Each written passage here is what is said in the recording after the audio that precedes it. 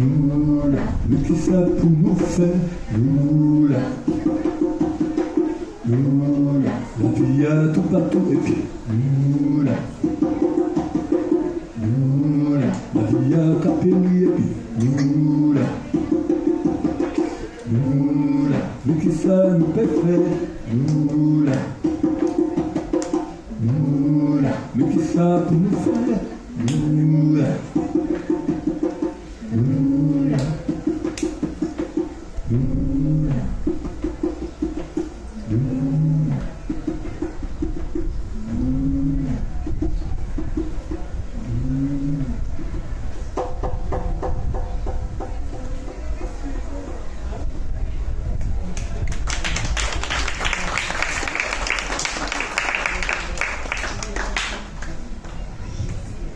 Tout à l'heure, vous suggériez que la chaleur, en fait, ferait de chez nous un territoire invivable. C'est aussi le calcul des scientifiques qui pensent que, eh bien, question chaleur humide, est-ce que vous savez ce que c'est la chaleur, le couple chaleur-humidité?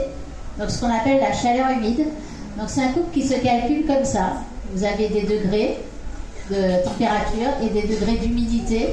Et plus ça va, plus la température monte et plus l'humidité de l'air est forte.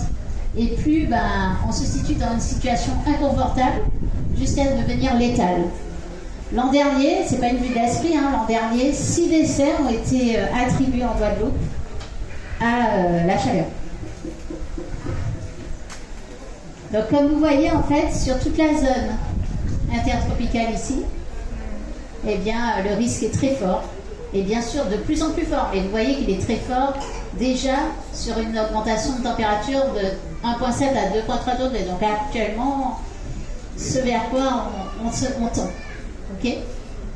Qu'est-ce que ça veut dire en fait? Imaginons ensemble quelqu'un qui bat le béton. Il est dehors. Il bat le béton. Il monte son mur par exemple. Imaginons. Ou bien il fait sa route. Il fait la route. On refait la route. Vous imaginez là, vous voyez la chaleur qu'il y a sur les routes. Il est en train de faire sa route. Qu'est-ce qui se passe? Il doit aller au bout de sa tâche. Même s'il sent que ça ne va pas, il doit absolument aller au bout de sa tâche. Parce que sinon, il va se faire virer. Sinon, peut-être qu'il va prendre des pénalités.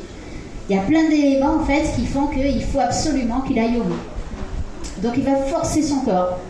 Et quand il va forcer son corps, eh bien, il y a plein de choses qui vont se déclencher à l'intérieur.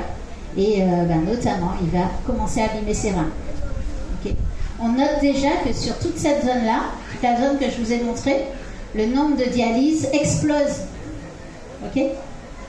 Chez nous, on sait déjà aussi qu'il explose, mais on n'est peut-être pas allé chercher totalement sur la chaleur humide, puisqu'on sait qu'il y a un taux de diabète important, un taux de... Mais peut-être Patrick, tu parlerais mieux que moi sur tout ça. Mais c'est un risque que l'on ne va pas surveiller.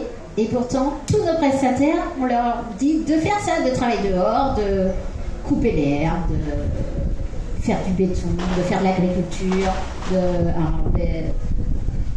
qu'est-ce qu'il y a encore qui peut être les dépotages des conteneurs, enfin bref, un ensemble de tâches qu'on fait dehors et sur laquelle on soumet les personnes à... Alors la question c'est, premièrement, il faut se poser quand même des questions. Est-ce que... comment on doit arrêter ça, quoi? Comment on doit mettre en sécurité la personne humaine? Déjà, c'est la première question, mettre en sécurité la personne humaine.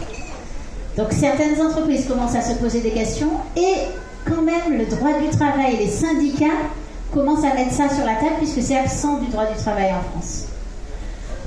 Maintenant, on pourrait se poser une deuxième question que je vous invite vous à vous poser. Est-ce qu'il est ultra nécessaire que cette personne soit là en train de faire cette tâche-là? Elle fait ça pourquoi exactement? Pour sous-tendre quel modèle? Elle fait ça pour gagner de l'argent ou pour sous-tendre un modèle? Elle fait ça pour manger, pour boire? Elle fait ça pourquoi? Et quel rôle nous on joue en fait dans le fait qu'elle fasse ça? Quel rôle nous personnellement, nous société, nous groupes? Oui?